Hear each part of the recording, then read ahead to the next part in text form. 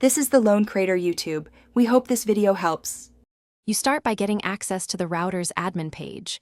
Open a browser and enter the router IP shown on the device or in your network settings. Log in using the admin username and password. If you don't know them, locate the label or ask the owner.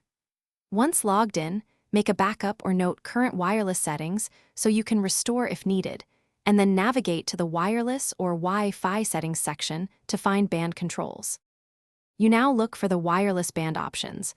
That's often labeled wireless, wireless settings, or advanced.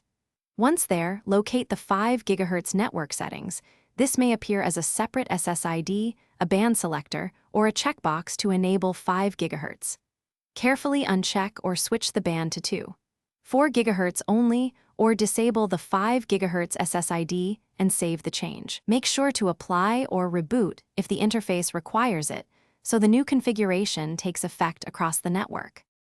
Once done, save and apply your changes, then reboot the router if it doesn't restart automatically.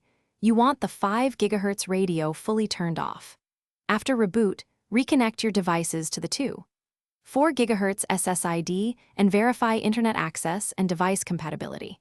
If a device won't connect or speed drops, try a power cycle of the router and device, and if problems persist, restore the backup settings you made earlier.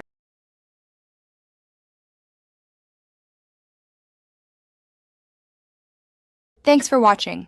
Consider subscribing if we helped you.